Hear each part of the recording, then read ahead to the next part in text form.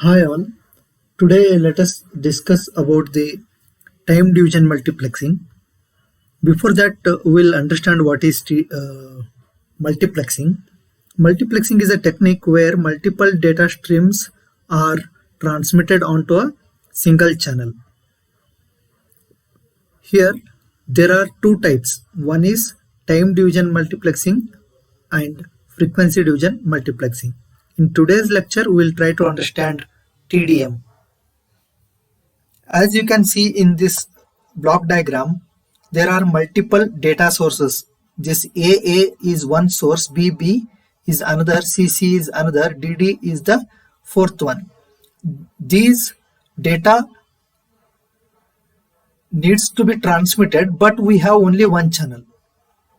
We have only one channel. Four data sources are there, but only one channel is there. So this channel time is divided among the sources or the users. Four users are there means these four users are allocated equal time so that in that particular time interval they can transmit. For that purpose we are using a multiplexer over here. What it does, in the first time interval it will allow A to pass. You can see this A is passing in the very first interval. In the next time interval B is allowed to send its data. Next C is allowed. Next D is allowed. Likewise, whatever data it has, it will have to wait up until the others have transmitted, and all the slots are equally given for all the users. Available slots are equally divided among all the users most of the time. In dynamic systems, depending on the traffic, it can be reconfigured. Okay, now this is the multiplexing.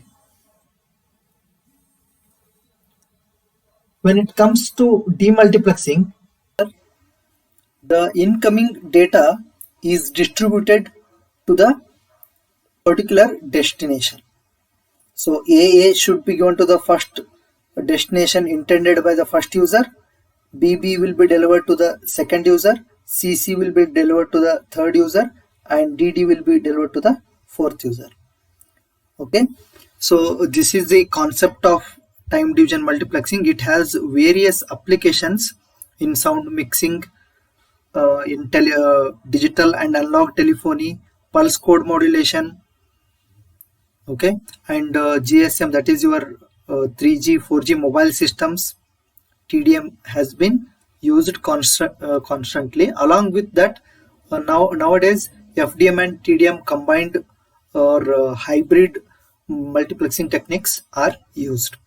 Okay, now let us understand this TDM by simulation. Okay, in this TDM simulation I have used LTSpice software, and the IC I have used is ADG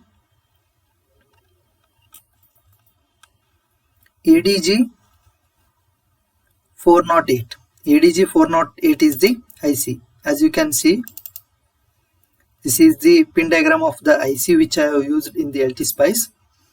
It is a 16 pin IC where A0, A1, A2, these are the select lines. Okay, and this is active high enable pin which should be connected to high voltage or plus 12 volts. Third pin is VE, it can be connected to minus 12 volt. 4, 5, 6, 7 are data input lines in multiplexer. In demultiplexer they act as data output lines. Y4, Y5, Y6 and Y7 are also the input or output data lines. Okay, it acts as both multiplexer, 8:1 multiplexer or 1:8 demultiplexer. The 8th pin here is used as input or output. It is used as output of TDM wave or input of the multiplexed wave. Okay, VDD is here, that is pin number 13. 14th pin is ground. Okay, I hope you have understood the pin diagram of this 8:1 mux ADG 408. Now let us understand this multiplexing technique using simulation in the LT Spice. I have used, as earlier indicated, ADG 408 IC. This is 8:1 mux. That means 8 inputs and 1 output. It can be used as DMux as well. So here what we can do is we can use only 2 message signals or 2 sources and multiplex them onto a single channel. Input is 4 and 5, output is our 8. Okay, this is our output. And for selecting message 1 or 2, I used the pin number 1, which is A0. A0 is pin number 1. I have given a sampling signal. As you can see, this green signal, which is a high frequency sampling signal.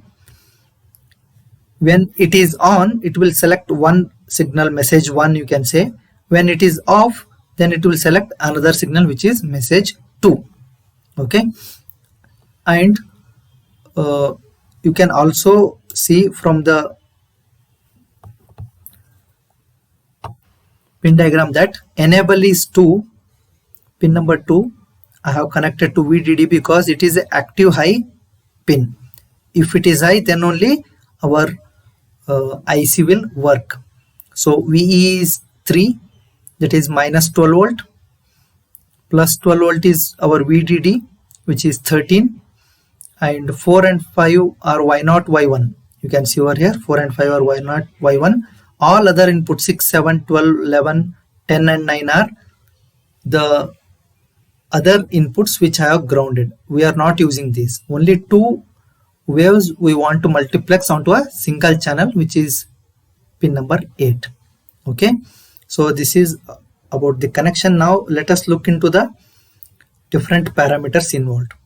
First one, this voltage source is my message 1, and I have set it as sine wave with DC offset 0, amplitude 4 and frequency 500 Hz. Okay, let you show.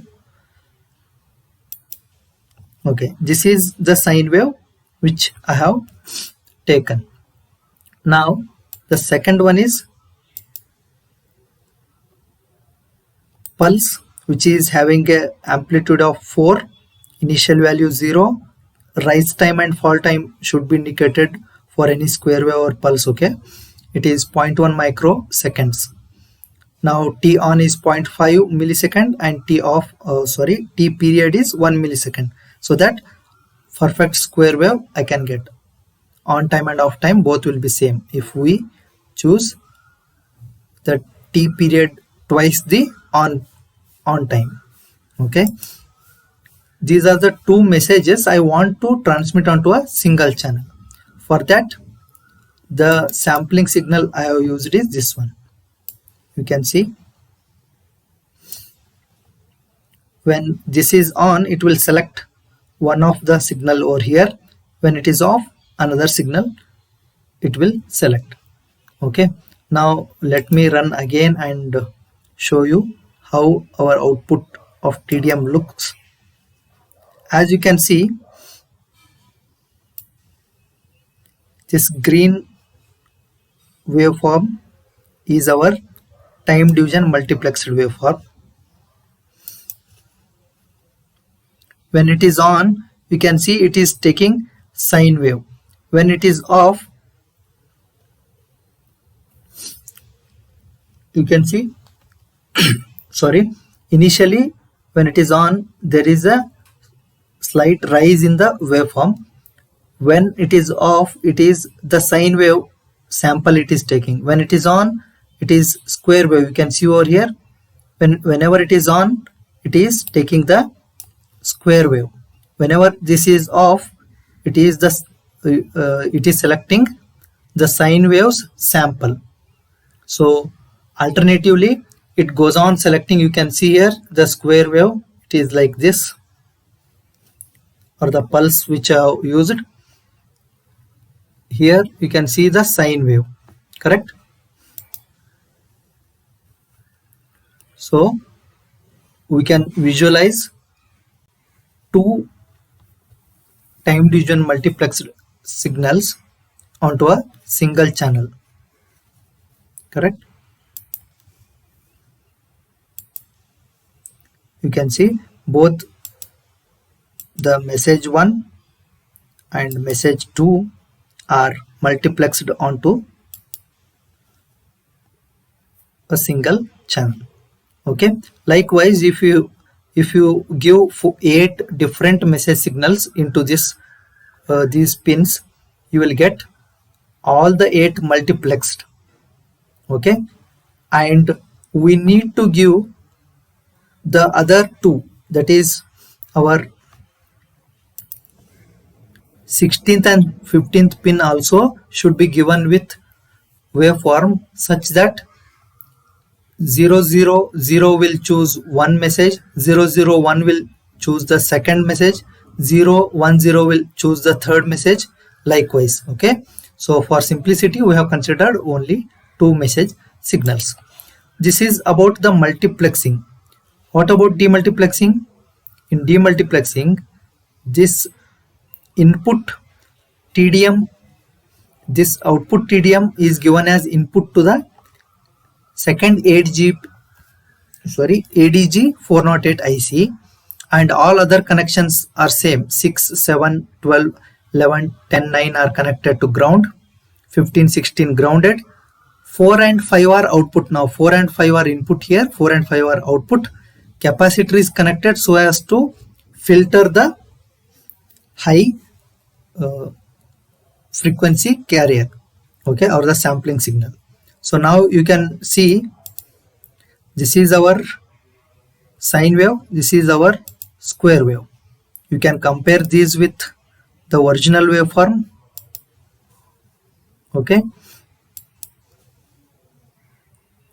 yes, some high frequency component is still there, that's why you can observe the step like waveform, but you can faithfully recover back your signal with a particular design parameters, that is increasing the capacitor and optimizing the different parameters involved.